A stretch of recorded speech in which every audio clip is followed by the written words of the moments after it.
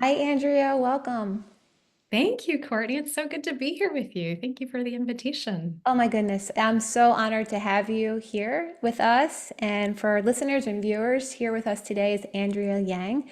And Andrea and I have a lot in common. We could chat for hours upon hours, I feel like, but we'll sort of make it a little bit more tight so that we don't talk and talk your ears off for hours and hours. But we have a lot in common. We both used to practice as litigators. We both help attorneys with the work that we do. And we both have a passion for mindfulness. So, welcome. And if you care to, Andrea, would you like to just explain or share with us how you came into mindfulness? Sure. It's such a great question. And it's actually a really interesting one to reflect on because, in a way, it's been in my life for a long, long time, even though in the moment I didn't recognize it for what it was. And I think back to college, which now is, that was in the early 2000s, right? And I loved yoga for whatever reason. I took to it. It just always grounded me with whatever I was doing. And it was a bit of a lifeline, always an anchor, whether it was through college, through law school, in practice. Yeah. And then I took a quick little short break when I was living in LA, mostly because it was so expensive out there with the studios. But it struck me with, I've been going through this mindfulness-based stress reduction course through Brown the last 2 years.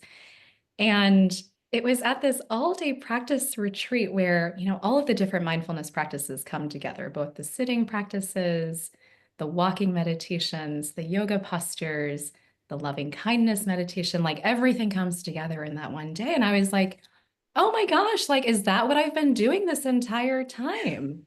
The yoga from like college, like the loving kindness meditation from Yeah. like my Buddhist studies. Like, I was like, wait a minute. The commonality to all of this was always mindfulness, Right. whether it was through like a secular pathway or a religious pathway. And that was a real recent aha moment where I was like, wait a minute, like this whole mindfulness thing, like in a way, it feels very recent, but in Mhm. other ways, I'm like, no, no, no, this actually goes back much further. Yeah. So I think that's where it initially started. Yeah. And then I ended up living my life pretty unconsciously for a couple decades, always needing to return to the yoga practice to find some modicum of sanity. Yeah. And then things really fell apart back in 2017 or so when I was leaving legal practice and just trying to figure out like what is it that I'm here to do? Like what is my job like on this planet? Job, like not Right. the work, job, but like Right. what's my purpose Right. for living and being here and what are my contributions that would actually align with what I'm naturally good at, what I enjoy, Mhm. all of that. So I think that's when I think about sort of like the second wave of like mindfulness coming back Yeah. onto the radar in a more intentional, conscious way. Right. Right. Um, and so I ended up connecting with a Buddhist monastery in Washington State called Shrivasti Abbey. Mhm. And I mean, they're the real deal. They walk the talk. They are an embodied presence of the Dharma, of just what it means to be a conscious, kind human being living in integrity. Were you Um, living, you had moved, were you in California and then you moved to the area and you discovered it then or no? Now, I was living in California at the time. Yeah. I was going on all these different types of retreats, like in all different sorts of traditions. It was a bit of a spiritual supermarket experience at that time. But I had connected with this Abbey because, and this is the part where it's like, wow, karma is like interesting because back when I was in college, the year after graduation, I lived abroad in Beijing, and my mom was really worried about my living so far, and Yeah. she had submitted prayers to this monastery and made a donation in my name. So that was sort of like the initial just contact with the Abbey, even though I didn't even realize that she had done that until only a couple years ago when one of the nuns, she was like, we're celebrating our 20th year anniversary and your name is on the list of like initial donors. And I was like, oh, well, I absolutely cannot take credit for any of that. I called my Yeah. mom and she said, "Oh yeah, that was probably me because I was, worried about you." Oh. And sent in, a little offering for some prayers for you. So for whatever reason, it was on my radar as a potential place to learn and just to Mhm. go on retreat. Mhm. So I visited there for the first time in 2019, and the experience was so different from other retreats I had done with other centers, in part because, elsewhere I had had experiences where it was like sensory pleasures, like deluxe. And this place is the opposite of that. Bare It's bones. very, yes, bare bones, like Yeah. simple way of living. And yet the people were the most real I had ever met in my life. And I remember we had, one of the hallmarks of the way they do things there is they love doing small group discussions, Yeah. especially after teaching, so that you can really integrate, what we're processing and learning. Yeah. And in one of the small groups, one of the nuns, like she called me out on something that I was trying to put blame on somebody else for. And I remember she said, that person didn't make you do anything. Like they simply expressed an opinion and you listened to that opinion, but you acted out your decision and that's on you. So, Mm. right? Wow. And I remember in the moment I was like, what just happened? Like, I don't even know you. And like, wait, but you're right. Was that And, your, when she told you, when she said that to you, what was your initial, what was the feeling tone towards her? I could only imagine. oh, I mean, I don't think I was even like consciously processing the feeling tone. I think like looking back, it probably was probably a little unpleasant of a Yeah. feeling tone. Yeah. Like, wait, like probably some like defensiveness like arising, right? Yeah. Because she was right. Like I did make that choice in my life and I wasn't owning the consequences. I wasn't owning basically what I had chosen to do. Yeah. But it's easy to blame. And I was going to say, it's much easier, at least from personal experience, to point the finger at somebody else and question why are they like that? Why do they do that?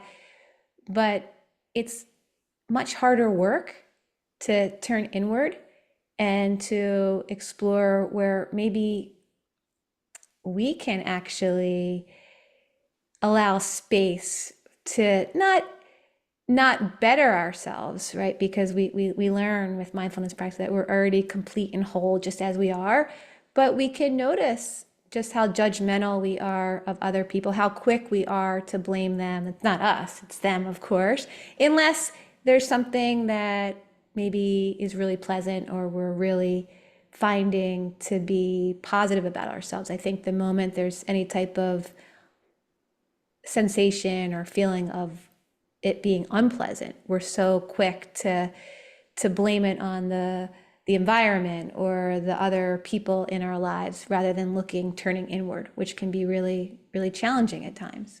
absolutely. And that is actually how we can have a little bit more ease with what is, right? Because I mean, I can go around trying to resist everything I don't like. There's a whole bunch of stuff I don't like every single day, Yeah. or wanting something to be a certain way or whatnot. But we literally give away our power when we do that Yeah. because one, they're probably not even thinking about us.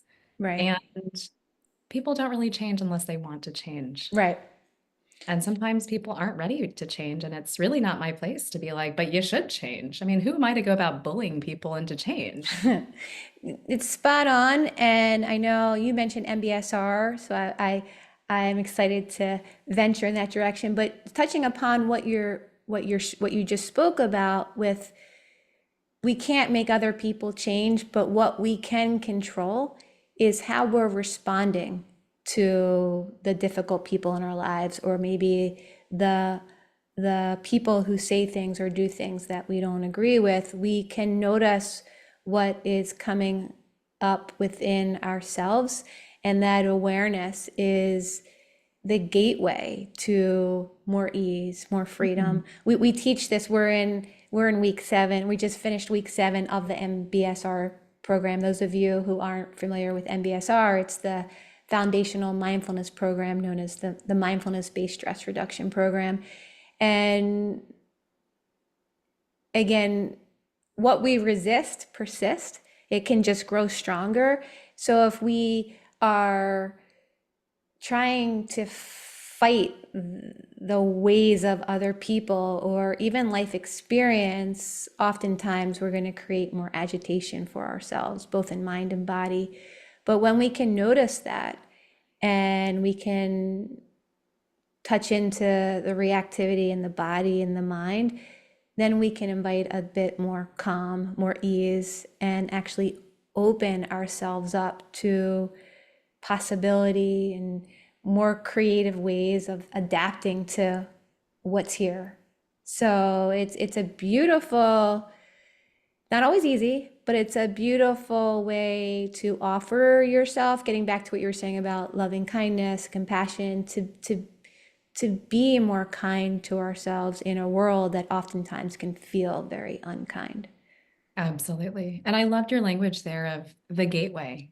It's the Yeah. gateway into ourselves. It's the gateway into our inner lives, Yeah. into our thoughts, into our emotions, which of course then inform the actions we then take, right? With our body, Yeah. with our speech, with our minds.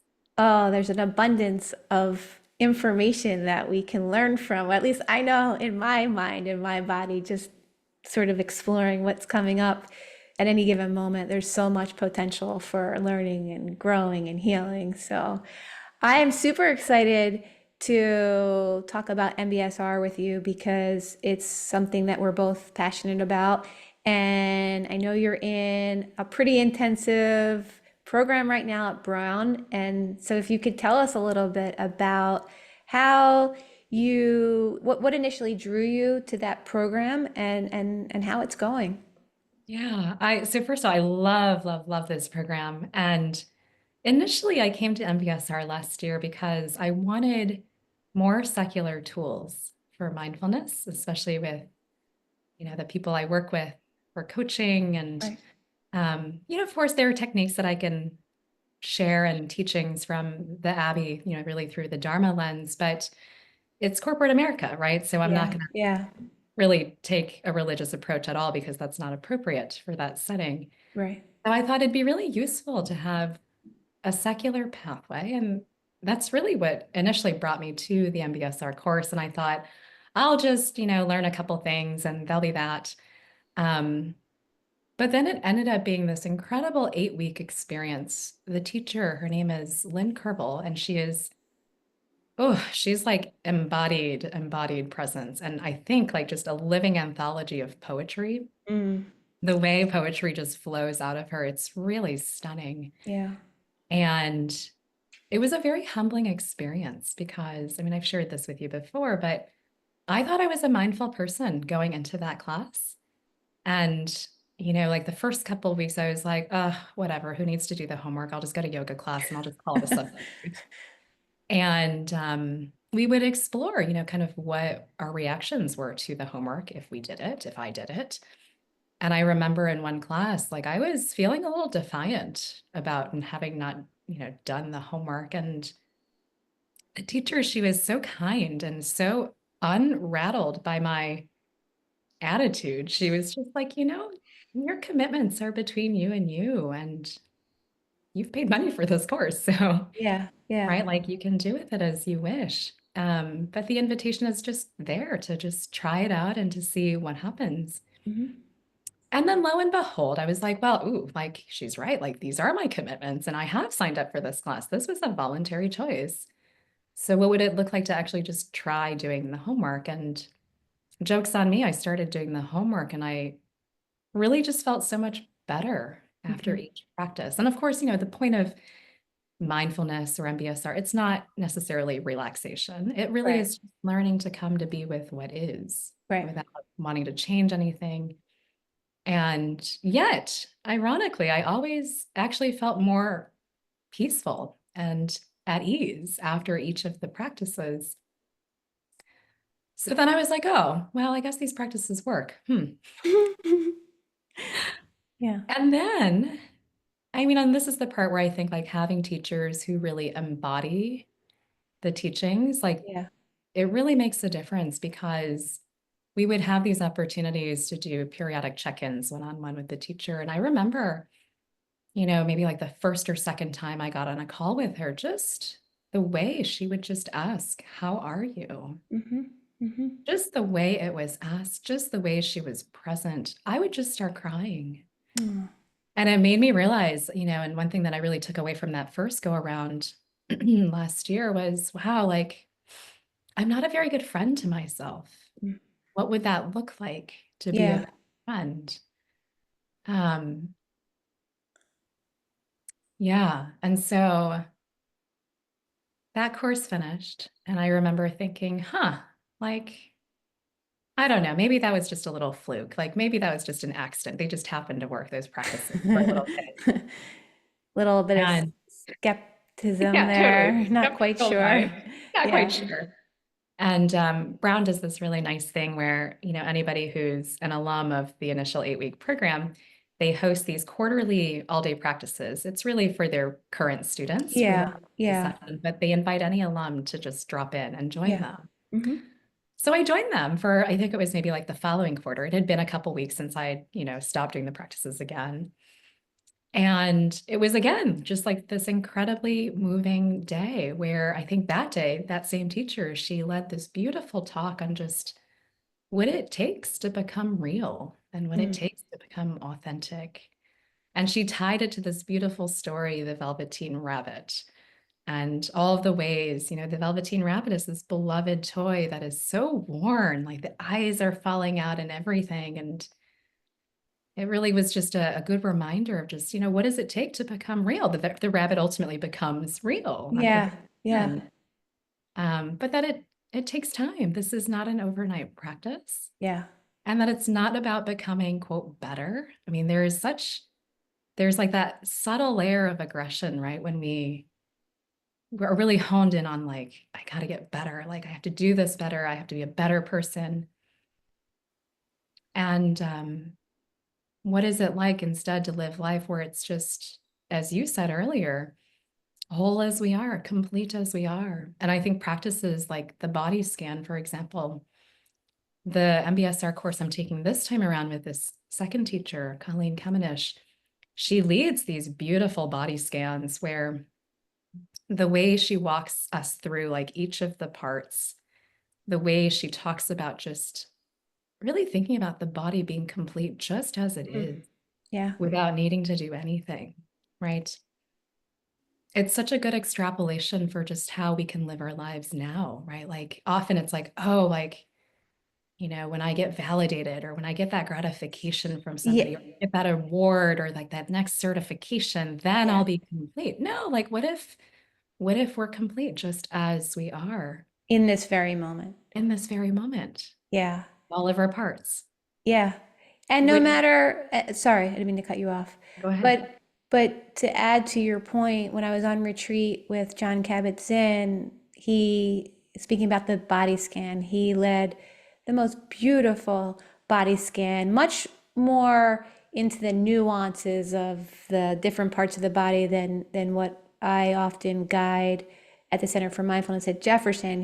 And he goes in a different way. We go from the head to the soles of the feet, and other places begin with the soles of the feet, work their way up to the head. But at the end, really highlighting for the retreatants that no matter what we feel like is wrong with us, whether it's we have a pain in our hip or an issue with our neck, or we feel like our weight is not where we want it to be, or our eyes aren't as good as we think they should be, that we are intrinsically whole and complete just as we are, even with whatever we feel is broken or not perfect, that as long as we're breathing, there is more right than there is wrong. And that just hit home for me so powerfully that, yeah, we often look at what's not working for us, whether it's our body or in our lives, and we discount all the things, I mean, we're breathing, we're feeling, we're seeing. we discount all of those pieces that are so they're a gift. And just getting back to the point that you made about loving kindness, there was a story I heard that when the Dalai Lama came to the West and he heard that people didn't, it was hard for them to be loving and kind to themselves. He could just not comprehend that. And in large part, I think we're conditioned to be less loving and kind of ourselves, to be judgmental, and to think we should look more youthful or make more money. And it really distorts what matters most. And even when we guide the loving kindness practice in the MBSR program, traditionally aside from the MBSR, there's different, for those of you listening or watching, there are phrases that we can quietly or silently repeat to ourselves, and the we're inclining ourselves in the direction of more loving kindness and care and openness, and we're wishing ourselves well, and we're wishing others well. And it's really hard. It can feel very forced and stilted to wish ourselves well. So in the MBSR, we begin by calling to mind or having a felt sense of a person or being in your life for whom you feel love or warmth, or have like a simple, easy relationship. We have a much easier time to call to mind maybe a grandparent or a child or a pet. But it's amazing how every cycle when I teach MBSR and in my own life, I know we talked about this before we started taping, but just how hard we are on ourselves. It's very hard for us to be our own good friend, to accept ourselves unconditionally as we are. So what you're sharing really resonates for me, and I think it goes without saying that it's what comes up for so many of us, that it warrants some deeper practice in being kinder, in being more gentle, compassionate with ourselves. Absolutely. And that really has been one of my continued takeaways, both from last year's cycle of MBSR and this year's cycle of MBSR. And that loving kindness meditation, especially when other people lead me through it, it always destroys me. And it always strikes me just, wow, like it is really difficult to offer that to myself. Yeah, And yet, you and I are both in professions where we pour into others yeah, all day long. yeah, And in a way, it's, this is that type of work is very intuitive and joyful, to be sure. yeah. But I think these two series of MBSR last year, this year, it's really inviting me to revisit and get curious about how, like, do I pour into myself the Mm, same way I pour into the favorite people I love to work with and wow. I pour into? And am I coming with my coaching from a place where my cup is full? Hmm. Or am I coming from a place where, through my coaching, of course, I want to be helpful, but do I actually have almost like, and I think it's unconscious in the moments, but there is a subtle layer of, I want this to be helpful. So I receive gratitude in exchange Mm, or a validation that I'm really good at my job, mm. which when I look at that, it's not clean giving, right? Because I want something out of that exchange. And that's not how I want to show up, ideally. Right, right, And I want it to be this just unconditional flow of just love and kindness into this person, no strings attached. right, They right. can hate the session, they can love the session, they can trash me afterwards, they can praise me. And I would love to have equanimity towards any of those reactions. Yeah, And so I've actually, especially with this latest round, I think in part because there's this companion foundations course that takes, it's an extra 3 hours of class plus homework in addition to the MBSR class every yeah, week.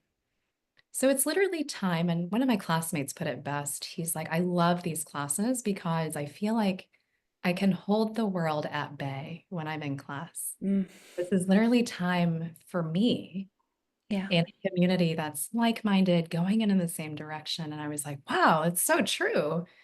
And I'm not checking my email during that time. I'm not yeah, texting. I'm not eating. Well, sometimes I'm eating. We eat snacks. yeah, Uh, but I always find, oh, afterwards, like the house didn't burn down yeah, yet. Like yeah, there was no emergency that really happened. yeah, Um, and really I was thinking like, wow, like with emergencies, like really if somebody needs immediate contact of me, like they need to call like 911, quite frankly. Like that's the level of yeah, emergency that is actually an emergency. yeah, And I think like having now just almost, 8 weeks or so of this experience where it's every week, these concentrated doses of this is time for you. This is time for you in a learning environment, a growth community, and just space to be with whatever is. I'm like, oh, I need to like create even more space in my life where it's yeah. this kind of time where there's nothing to do, nowhere to be. Go for a walk just for the sake of going for a walk, not because you have to get to the grocery store, but just go for the walk. And who Well, likes to walk? yeah, and not that what you're doing by any stretch of the meaning is easy, but when it's already carved out, when it's part of the curriculum, and you know that this is what's required, this is what is expected of me, I have to carve this time out to just be, that that is not easy. It's still challenging in its own right. But when we're outside of the curriculum, so to speak, when we're in real life, it's really, really hard to disconnect, to give ourselves that space to just be. And in the work that we do, we find joy in offering our services, our time and resources to others. But as you say, like we can't pour from an empty cup, or I think that's the saying, but we often, even though we're aware of that, it can feel like a struggle to make that time for ourselves. But it is so important because we can gain a deeper understanding of ourselves and how we tend to get in our own way. And when we allow ourselves to rest and recharge and just be, then when it goes back to all that we do for others, whether it's our clients, our family, our friends, that we are more present for them. So it's a different way of looking at it. Oftentimes, I think we're conditioned to feel guilty or bad about not doing and trying to get more and more done as if in as short amount of time as possible. But that space to just be and to be with what is so healing and nourishing. So I say go for that mindful walk, as many as you can. It's a beautiful way to strengthen our inner resources. And when we're in a more optimal balance space, both in mind and body, what we can offer to all those around us is limitless. Yeah, it's so much more deep, Yeah. more Yeah. expensive. So I know you also work with attorneys, and I'm just curious because your personal mindfulness practice is so strong and so deep. I'm interested to hear of some of the ways that you incorporate your practice of mindfulness into the work that you do in helping other attorneys. Yeah. Well, it's funny because as part of this foundations course, we have the opportunity to lead our classmates in various exercises. And so I've been taking that off the cushion and off the classroom setting into my work with coaching. And especially when I come across folks who are especially just scattered Yeah. or just seeming really strung out. I always just invite them. I ask them, would they be open to a short guided meditation, a short anchors of attention practice, Yeah. or just whatever, a breathing exercise. They're always game. I have yet to have anyone say, no, thanks. That sounds weird. That's impressive. You must have a very special way about you because I find that sometimes, and especially in the legal community, people can be a bit skeptical. They're not sure, they're a little wishy-washy, but when they actually experience a guided practice, their their response, they're like, wow, this stuff really Well, does work. Yeah. I mean, to be clear, it's not for everybody. Right. And Right. I usually won't do it in like the first session. The first Yeah. time I'm meeting somebody, that's usually not going to be the best, most skillful time to introduce that. Right. But I think, the people I work with, they have a good sense of what my vibe is. And Right. Right. any coaching session with me is voluntary. None of this is mandatory. So Right. I think that probably feeds into the receptivity. But just yesterday, it was so lovely. We were in a conference room and I just invited this person to, take off their shoes, and we were just using the office chairs around a big conference table. And I just took her through various anchors of attention. We walked through the feet, the seat, the breath. And then at one point it was interesting. She was very chatty. I was like, oh, I've never had like a chatty, um, yeah, person I'm guiding through a meditation, but it was very sweet. And at one point she was like, I'd really like to do my shoulders. And I was like, yes, like let's do our shoulders, which usually is not in the sequence that we guide, but Right, at least right. I guide through the class that I've been going through. But I was like, what, this would be beneficial for them. They've literally identified it. Yeah, And if we are truly viewing somebody as whole and complete and truly the best decision maker in their life, then yeah, yes, if they're identifying shoulders, we are going to use that as an anchor of attention. Um, yeah, at the very end, she was like, I really needed that. She was going from one busy thing to like another busy thing after our session. And she just was, yeah, much more settled from where we had initially started. And I think this is always such a great invitation to just show people like there are other ways to yeah. be, right? And And and when we can use mindfulness practice, or maybe it's not mindfulness, maybe it's yoga or some other contemplative practice to find ways to soothe ourselves, to yeah, find ways, the world as we know it in and of itself can feel really overwhelming, but working in a profession that is inherently stressful like that of law, if we can find ways to support ourselves and to incline ourselves in the direction of more ease, whether it's the tightness that we're feeling in the shoulders, or, sometimes people say they're not even aware they're breathing, but when they can connect more fully with the body and incline themselves, just inviting themselves to relax, when they go back into their meeting after their session with you, or they have to go write a brief, or they have to go into court, they're going to come into that next moment from a more centered space with more clarity, less scattered brain, an easier time focusing. So it's really amazing to see how, and beautiful how your personal practice, you're able to carry that into the work that you do with other attorneys, and then to see how it ripples out. How this particular woman said, I really needed that. She noticed the benefit, and I don't know what happened next, but my my guess is that it benefited her in whatever it is she went from her being with you to her doing mode, mm, and then in turn benefits her clients, and it just keeps rippling out. So it's really it's bringing joy to me just hearing this story right now, and shows the power of mindfulness and in letting ourselves step out of doing mode to just be yeah, I love with that you your, use the language sorry, of, with your skillful guidance. Yeah, thank that, you. yeah. Thank you. Yeah, I love that you use the language of rippling outward a couple times just now in your share, because that was actually the image that was coming to mind. Like if we drop like a pebble in the water, we see the ripples go out. Hmm. Hmm. And I think that's what we're doing in this line of work. I think for the coaches out there, for the mindfulness teachers out there, I mean, there's so many different modalities, right, in the healing disciplines. Yeah. Yeah.